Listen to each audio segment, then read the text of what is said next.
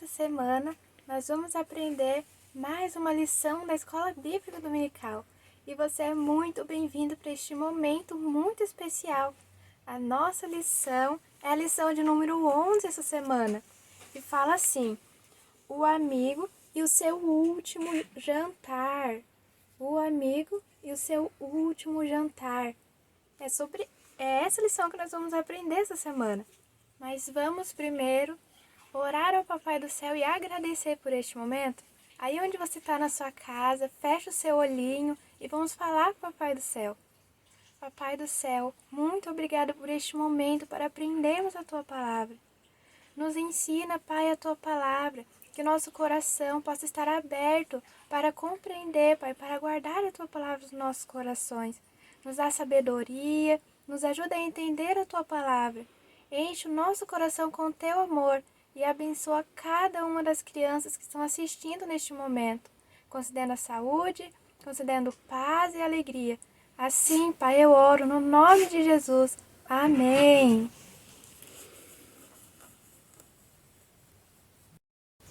E vamos agora aprender a nossa história de hoje, que se encontra lá no livro de Mateus, no capítulo 26, e a partir do verso 20, do versículo 20.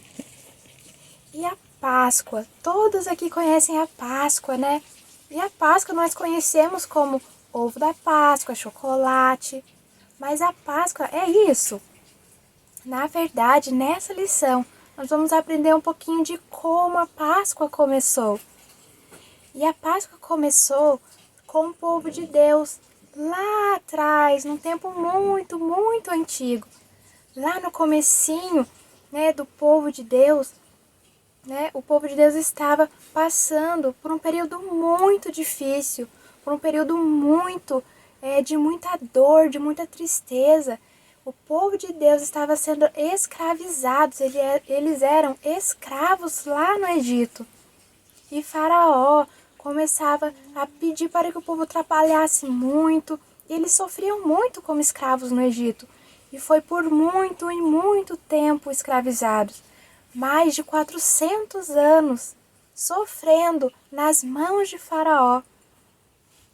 E então, Deus levantou Moisés, usou a vida de Moisés para libertar o povo.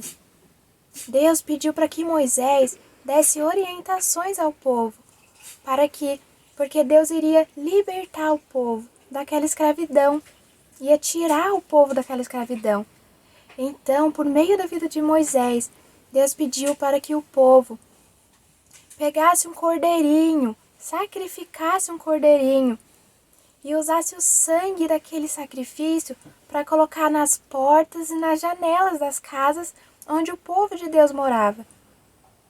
E então, quando o anjo da morte, né, quando uma das pragas do Egito viesse, uma das pragas de Deus viesse sobre o Egito, não iria atingir o povo de Deus. As pessoas iriam ficar protegidas dentro da casa deles. E então, quando o anjo passasse, eles iam ver o sangue daquele cordeirinho nas portas e nas janelas, e ele não ia entrar nas casas. Então as pessoas iam estar protegidas. A morte não ia entrar dentro das casas das pessoas que obedeceram à ordem de Deus. E o que as pessoas ficaram fazendo dentro da casa delas? Porque elas não podiam sair a noite inteira até que amanhecesse. O que elas ficavam fazendo na casa delas? Elas ficavam participando da Páscoa. Elas faziam um jantar. E nesse jantar, eles comiam pão, eles comiam a carne do cordeirinho, e eles tomavam vinho, comiam ervas amargas, e eles participavam ali daquele jantar. E aquele jantar ficou chamado como Páscoa, que comemorava, né, a proteção que Deus estava dando ao seu povo, né, livrando o seu povo da morte, do anjo da morte que ia passar ali no Egito, mas não ia atingir o povo de Deus, que passou o sangue do cordeiro nas portas e nas janelas das suas casas. Eles ficaram protegidos por causa do sangue do Cordeiro.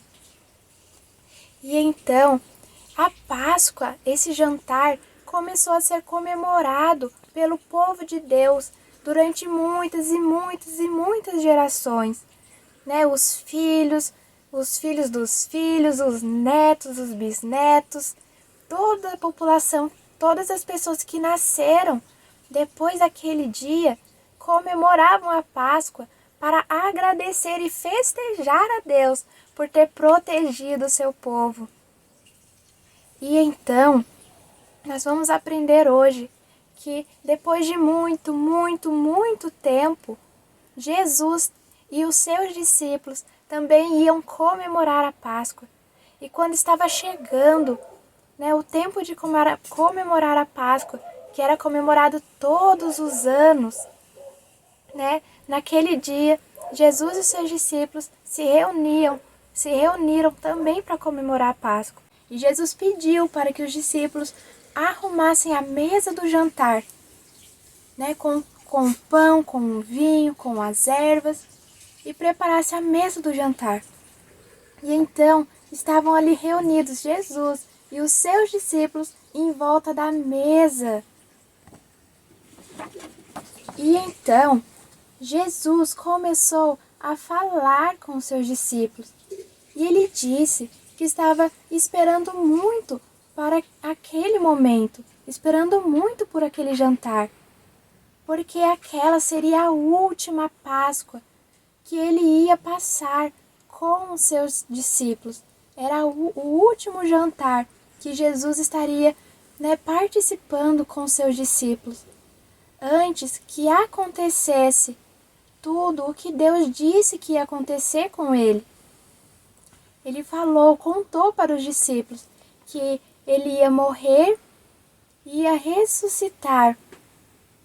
E então, os discípulos ficaram muito tristes de saber que aquela era a última Páscoa que eles iam comemorar juntos e que Jesus ia morrer depois daquilo.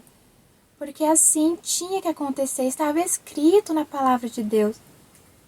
E Jesus, né, vendo que seus discípulos estavam tristes, começou a explicar o porquê que aquilo ia acontecer.